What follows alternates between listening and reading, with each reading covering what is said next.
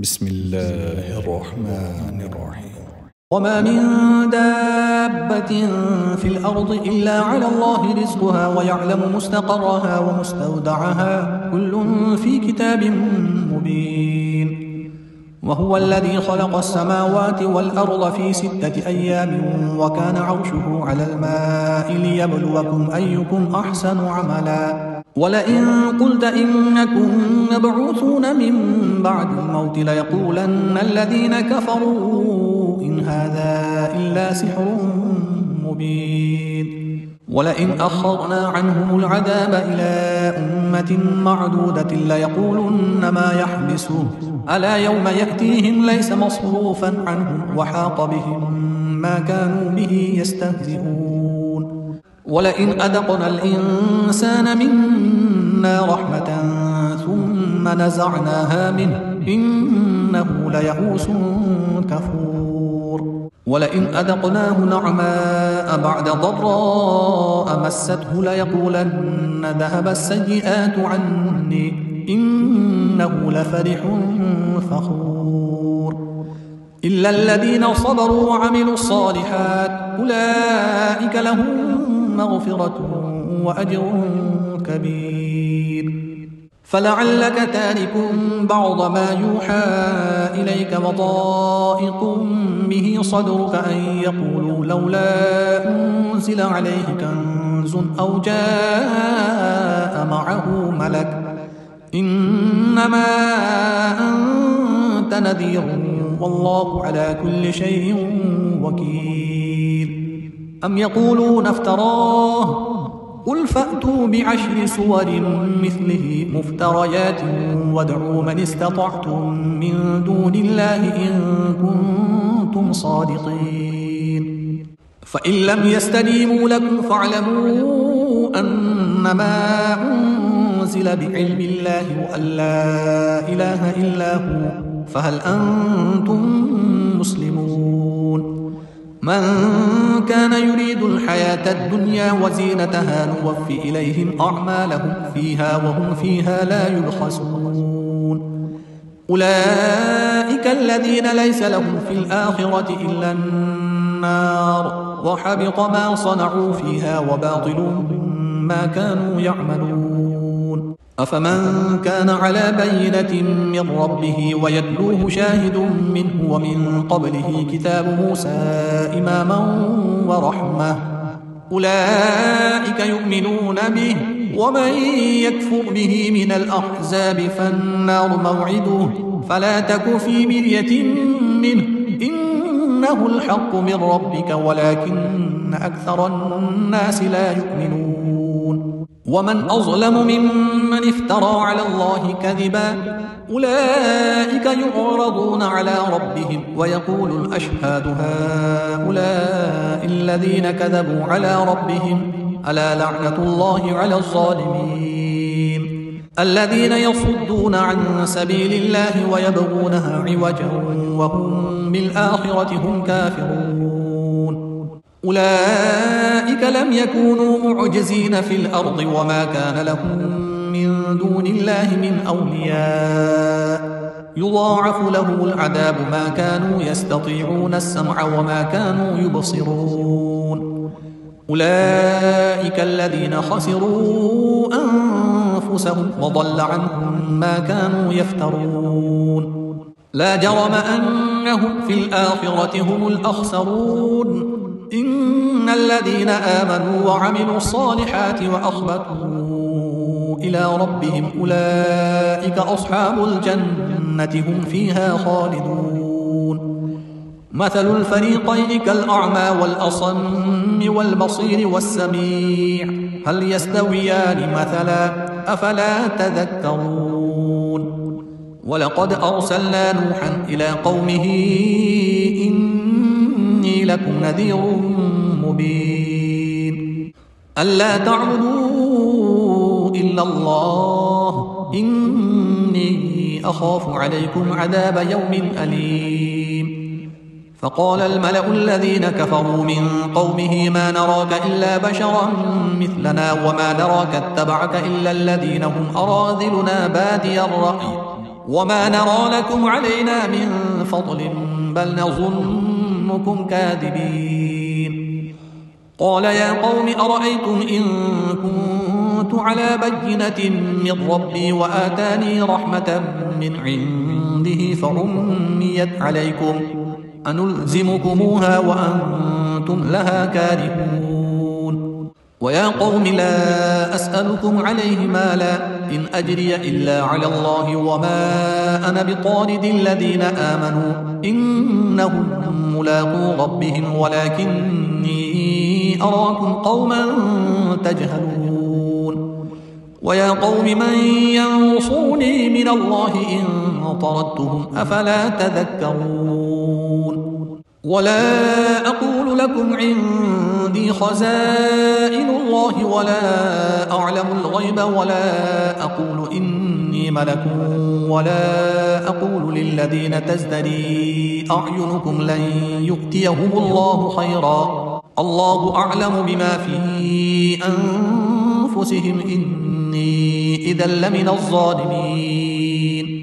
قالوا يا نوح قد جادلتنا فأكثرت جدالنا فأتنا بما تعدنا إن كنت من الصادقين. قال إنما يأتيكم به الله إن شاء وما أنتم بمعجزين.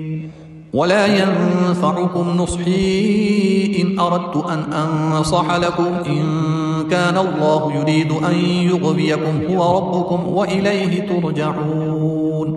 أم يقولون افتراه قل إن افتريته فعلي إجرامي وأنا بريء مما تجرمون.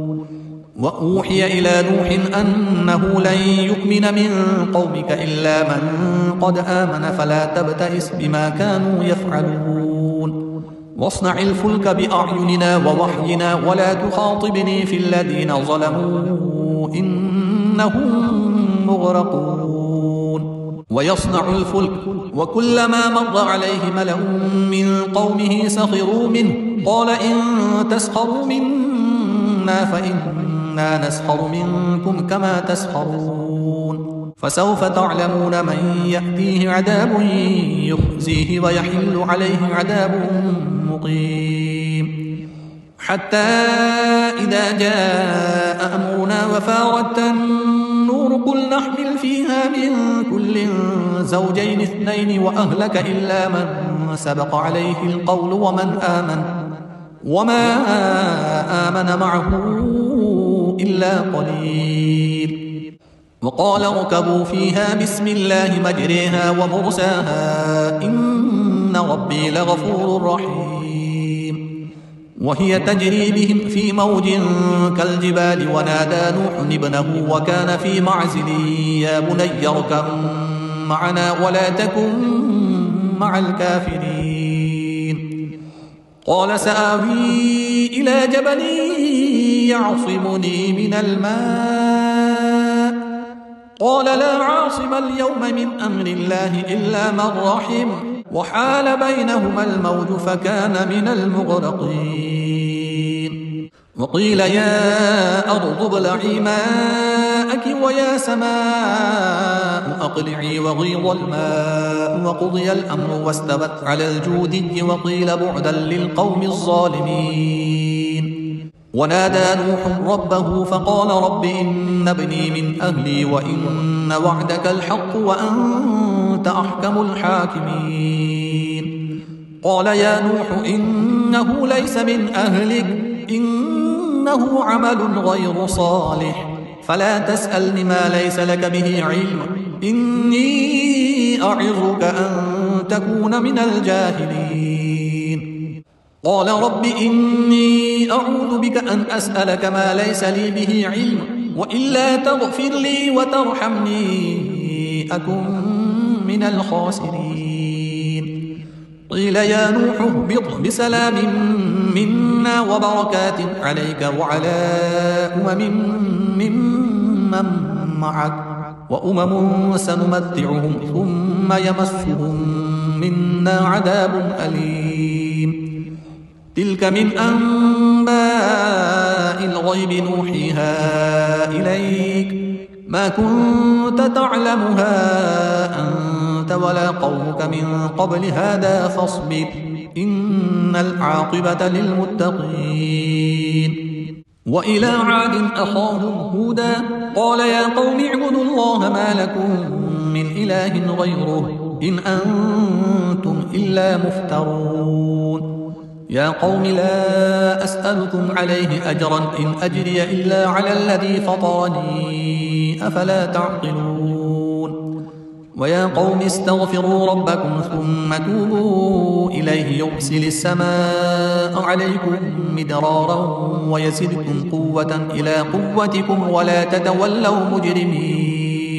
قالوا يا هود ما جئتنا ببينة وما نحن بتاركي آلهتنا عن قولك وما نحن لك بمؤمنين إن نقول إلا اعتراك بعض آلهتنا بسوء قال إني أشهد الله واشهدوا أني بريء مما تشركون من دونه فكيدوني جميعا ثم لا تنظرون.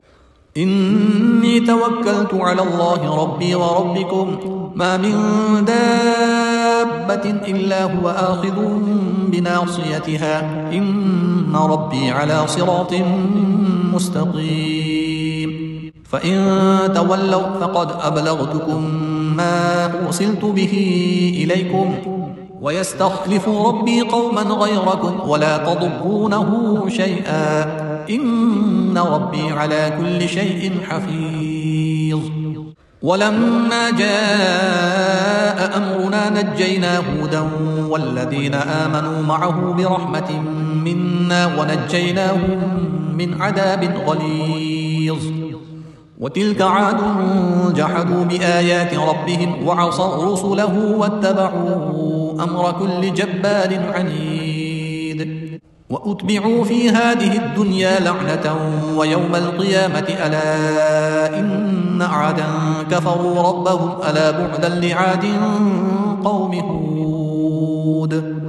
وإلى ثمود أخاهم صالحا قال يا قوم اعبدوا الله ما لكم من إله غيره هو أنشأكم من الأرض واستعمركم فيها فاستغفروه ثم توبوا إليه إن ربي قريب مجيب.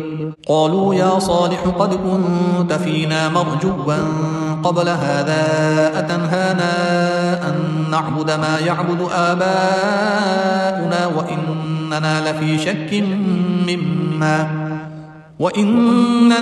شك مما تدعونا إليه مريب. قال يا قوم أرأيتم إن كنت على بينة من ربي وآتاني منه رحمة فمن ينصرني من الله إن عصيته فما تزيدونني غير تخسير. ويا قوم هذه ناقة الله لكم آية فذروها تأكل في أرض الله ولا تمسوها بسوء فيأخذكم عذاب قريب. فعقروها فقال تمتعوا في داركم 3 أيام ذلك وعد غير مكذوب.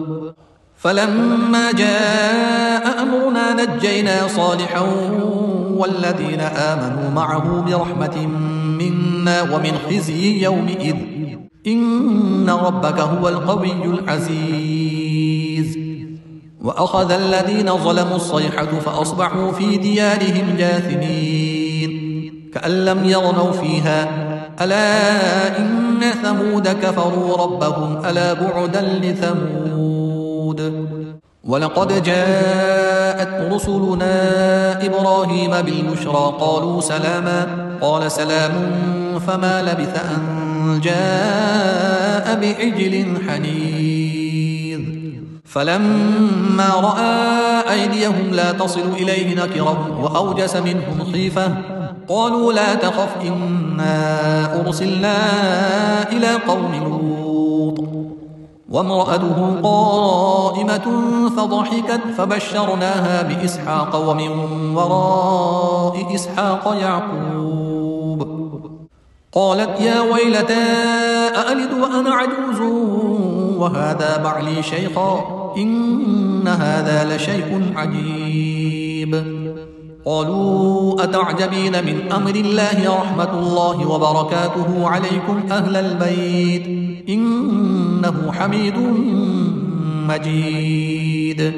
فلما ذهب عن إبراهيم الروع وجاءته البشرى يجادلنا في قوم لوط إن إبراهيم لحليم أواه منيب.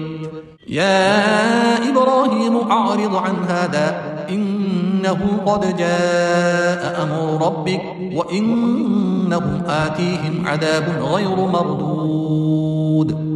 ولما جاءت رسلنا لوطا سيء بهم وضاق بهم ذرعا وقال هذا يوم عصيب.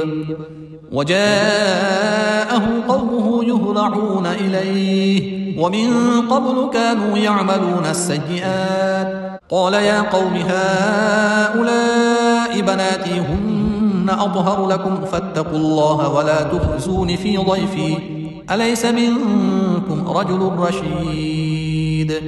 قالوا لقد علمت ما لنا في بناتك من حق وإنك لتعلم ما نريد. قال لو أن لي بكم قوة أو آوي إلى ركن شديد. قالوا يا لوط إنا رسل ربك لن يصلوا إليك فأسر بأهلك بقطع من الليل ولا يلتفت منكم أحد إلا امرأتك إنه مصيبها ما أصابهم إن موعدهم الصبح أليس الصبح بقريب. فلما جاء أمرنا جعلنا عاليها سافلها وأمطرنا عليها حجارة من سجيل منضود مسومة عند ربك وما هي من الظالمين ببعيد. وإلى مدين أخاهم شعيبا قال يا قوم اعبدوا الله ما لكم من إله غيره ولا تنقصوا المكيال والميزان إني أراكم بخير وإني أخاف عليكم عذاب يوم محيط. ويا قوم أوفوا المكيال والميزان بالقسط ولا تبخسوا الناس أشياءهم ولا تعثوا في الأرض مفسدين. بقية الله خير لكم إن كنتم مؤمنين وما أنا عليكم بحفيظ. قالوا يا شعيب أصلاتك تأمرك أن نترك ما يعبد آباؤنا أو أن نفعل في أموالنا ما نشاء إنك لأنت الحليم الرشيد. قال يا قوم أرأيتم إن كنت على بينة من ربي ورزقني منه رزقا حسنا وما أريد أن أخالفكم إلى ما أنهاكم عنه إن أريد إلا الإصلاح ما استطعت وما توفيقي إلا بالله عليه توكلت وإليه أنيب. ويا قوم لا يجرمنكم شقاقي أن يصيبكم مثل ما أصاب قوم نوح أو قوم هود أو قوم صالح وما قوم لوط منكم ببعيد. واستغفروا ربكم ثم توبوا إليه إن ربي رحيم ودود. قالوا يا شعيب ما نفقه كثيرا مما تقول وإنا لنراك فينا ضعيفا ولولا رهطك لرجمناك وما أنت علينا بعزيز. قال يا قوم أرهطي أعز عليكم من الله واتخذتموه وراءكم ظهريا إن ربي بما تعملون محيط. ويا قوم اعملوا على مكانتكم إني عامل سوف تعلمون من يأتيه عذاب يخزيه ومن هو كاذب وارتقبوا إني معكم رقيب. ولما جاء أمرنا نجينا شعيبا والذين آمنوا معه برحمة منا وأخذت الذين ظلموا الصيحة فأصبحوا في ديارهم جاثمين كأن لم يغنوا فيها ألا بعدا لمدين كما بعدت ثمود.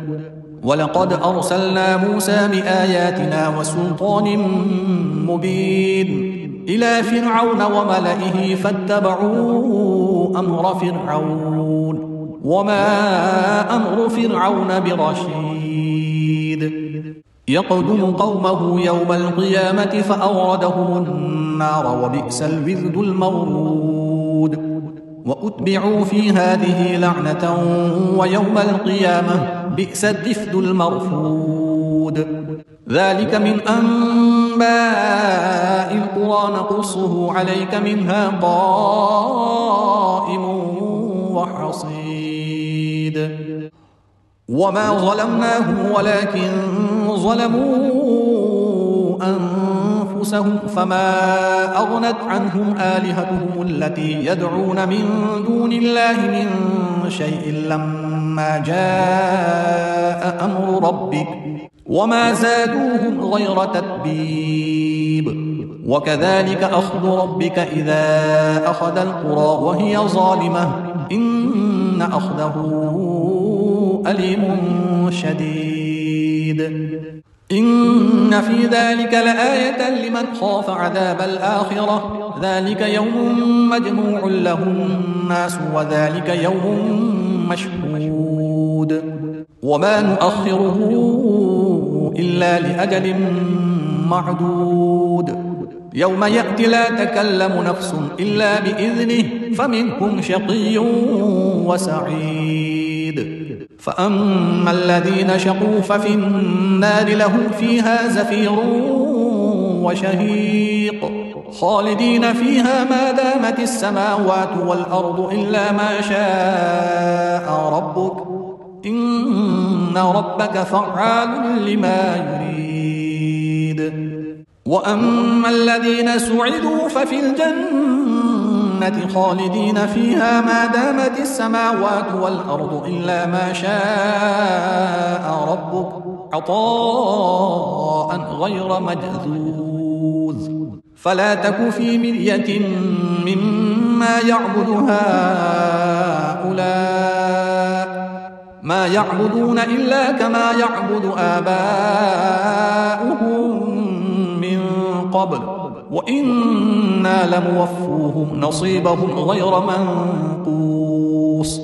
ولقد آتينا موسى الكتاب فاختلف فيه ولولا كلمة سبقت من ربك لقضي بينهم وإنهم لفي شك منه مريب. وإن كلا لما ليوفينهم ربك أعمالهم إنه بما يعملون خبير. فاستقم كما أمرت ومن تاب معك ولا تطغوا إنه بما تعملون بصير. ولا تركنوا إلى الذين ظلموا فتمسكم النار وما لكم من دون الله من أولياء ثم لا تنصرون. وأقم الصلاة طرفي النهار وزلفا من الليل إن الحسنات يذهبن السيئات ذلك ذكرى للذاكرين. واصبر فإن الله لا يضيع أجر المحسنين. فلولا كان من القرون من قبلكم أولو بقية ينهون عن الفساد في الأرض إلا قليلا ممن أنجينا منهم واتبع الذين ظلموا ما أترفوا فيه وكانوا مجرمين. وما كان ربك ليهلك القرى بظلم وأهلها مصلحون. ولو شاء ربك لجعل الناس أمة واحدة ولا يزالون مختلفين إلا من رحم ربك ولذلك خلقهم وتمت كلمة ربك لأملأن جهنم من الجنة والناس أجمعين وكلا نقص عليك من أنباء الرسل ما نثبت به فؤادك وجاءك في هذه الحق وموعظة وذكرى للمؤمنين وقل للذين لا يؤمنون اعملوا على مكانتكم إنا عاملون وانتظروا إنا منتظرون ولله غيب السماوات والأرض وإليه يرجع الأمر كله فاعبده وتوكل عليه وما ربك بغافل عما تعملون بسم الله الرحمن الرحيم ألف لام را تلك آيات الكتاب المبين إنا أنزلناه قرآنا عربيا لعلكم تعقلون نحن نقص عليك أحسن القصص بما أوحينا إليك هذا القرآن وإن كنت من قبله لمن الغافلين إذ قال يوسف لأبيه يا أبت إني رأيت 11 كوكبا والشمس والقمر رأيتهم لي ساجدين قال يا بني لا تقصص رؤياك على إخوتك فيكيدوا لك كيدا إن الشيطان للإنسان عدو مبين وكذلك يجتبيك ربك ويعلمك من تأويل الأحاديث ويتم نعمته عليك وعلى آل يعقوب كما أتمها على أبويك من قبل إبراهيم وإسحاق إن ربك عليم حكيم لقد كان في يوسف وإخوته آيات للسائلين إذ قالوا ليوسف وأخوه أحب إلى أبينا منا ونحن عصبة إن أبانا لفي ضلال مبين اقتلوا يوسف أم اطرحوه أرضا يخل لكم وجه أبيكم وتكونوا من بعده قوما صالحين قال قائل منهم لا تقتلوا يوسف وألقوه في غيابة الجب يلتقطه بعض السيارة إن كنتم فاعلين قالوا يا أبانا ما لك لا تأمنا على يوسف وإنا له لناصحون أرسله معنا غدا يرتع ويلعب وإنا له لحافظون قال إني ليحزنني أن تذهبوا به وأخاف أن يأكله الذئب وأنتم عنه غافلون قالوا لئن أكله الذئب ونحن عصبة إنا إذا لخاسرون فلما ذهبوا به وأجمعوا أن يجعلوه في غيابة الجب وأوحينا إليه لتنبئنهم بأمرهم هذا وهم لا يشعرون وجاءوا أباهم عشاء يبكون قالوا يا أبانا إنا ذهبنا نستبق وتركنا يوسف عند متاعنا فأكله الذئب وما أنت بمؤمن لنا ولو كنا صادقين وجاءوا على قميصه بدم كذب قال بل سولت لكم أنفسكم أمرا فصبر جميل والله المستعان على ما تصفون وجاءت سيارة فأرسلوا واردهم فأدلى دلوه قال يا بشرى هذا غلام وأسروه بضاعة والله عليم بما يعملون وشروه بثمن بخس دراهم معدودة وكانوا فيه من الزاهدين وقال الذي اشتراه من مصر لامرأته أكرمي مثواه عسى أن ينفعنا أو نتخذه ولدا وكذلك مكنا ليوسف في الأرض ولنعلمه من تأويل الأحاديث والله غالب على أمره ولكن أكثر الناس لا يعلمون ولما بلغ أشده آتيناه حكما وعلما وكذلك نجزي المحسنين وراودته التي هو في بيتها عن نفسه وغلقت الأبواب وقالت هيت لك قال معاذ الله إنه ربي أحسن مثواي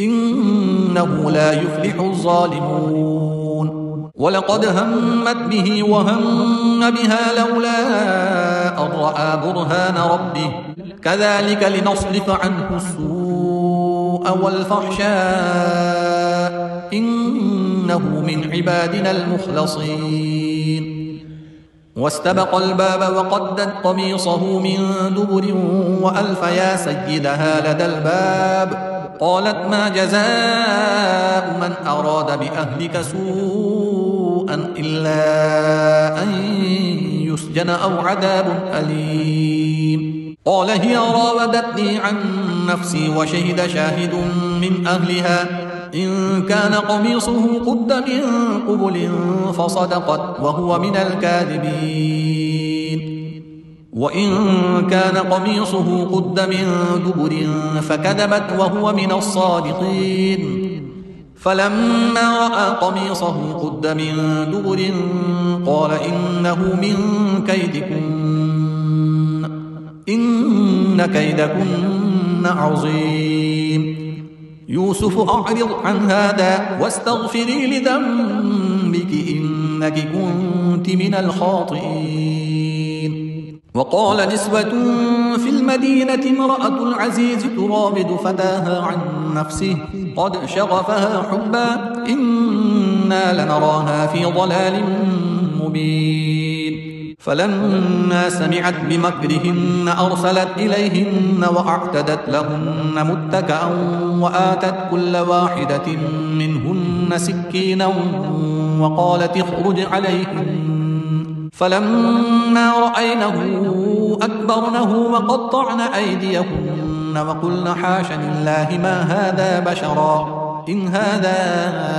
إلا ملك كريم قالت فذلكن الذي لمتنني فيه ولقد راودته عن نفسه فاستعصم ولئن لم يفعل ما آمره ليسجنن وليكون من الصاغرين قال رب السجن أحب إلي مما يدعونني إليه وإلا تصرف عني كيدهن أصب إليهن وأكن من الجاهلين فاستجاب له ربه فصرف عنه كيدهن إنه هو السميع العليم ثم بدا لهم من بعد ما رأوا الآيات ليسجننه حتى حين ودخل معه السجن فتيان قال أحدهما إني أراني أعصر خمرا وقال الآخر إني أراني أحمل فوق رأسي خبزا تأكل الطير منه نبئنا بتأويله إنا نراك من المحسنين قال لا يأتيكما طعام ترزقانه إلا نبأتكما بتأويله قبل أن يأتيكما ذلكما مما علمني ربي إني تركت ملة قوم لا يؤمنون بالله وهم بالآخرة هم كافرون واتبعت ملة آبائي إبراهيم وإسحاق ويعقوب ما كان لنا أن نشرك بالله من شيء ذلك من فضل الله علينا وعلى الناس ولكن أكثر الناس لا يشكرون يا صاحبي السجن أأرباب متفرقون خير أم الله الواحد القهار ما تعبدون من دونه إلا أسماء سميتموها أنتم وآباؤكم ما أنزل الله بها من سلطان إن الحكم إلا لله أمر ألا تعبدوا إلا إياه ذلك الدين القيم ولكن أكثر الناس لا يعلمون يا صاحبي السجن أما أحدكما فيسقي ربه خمرا وأما الآخر فيصلب فتأكل الطير من رأسه قضي الأمر الذي فيه تستفتيان وقال للذي ظن أنه ناج منهما اذكرني عند ربك فأنساه الشيطان ذكر ربه فلبث في السجن بضع سنين وقال الملك إني أرى 7 بقرات سمان يأكلهن 7 عجاف و7 سنبلات خضر وأخر يابسات يا أيها الملأ أفتوني في رؤياي إن كنتم للرؤيا تعبرون قالوا أضغاث أحلام وما نحن بتأويل الأحلام بعالمين وقال الذي نجا منهما وادكر بعد أمة أنا أنبئكم بتأويله فأرسلون يوسف أيها الصديق أفتنا في 7 بقرات سمان يأكلهن 7 عجاف و7 سنبلات خضر وأخر يابسات لعلي أرجع إلى الناس لعلهم يعلمون قال تزرعون 7 سنين دأبا فما حصدتم فذروه في سنبله إلا قليلا مما تأكلون ثم يأتي من بعد ذلك 7 شداد يأكلن ما قدمتم لهن إلا قليلا مما تحصنون ثم يأتي من بعد ذلك عام فيه يغاث الناس وفيه يعصرون وقال الملك ائتوني به فلما جاءه الرسول قال ارجع إلى ربك فاسأله ما بال النسوة اللاتي قطعن أيديهن إن ربي بكيدهن عليم قال ما خطبكن إذ راودتن يوسف عن نفسه قلنا حاش لله ما علمنا عليه من سوء قالت امرأة العزيز الآن حصحص الحق أنا راودته عن نفسه وإنه لمن الصادقين ذلك ليعلم أني لم أخنه بالغيب وأن الله لا يهدي كيد الخائنين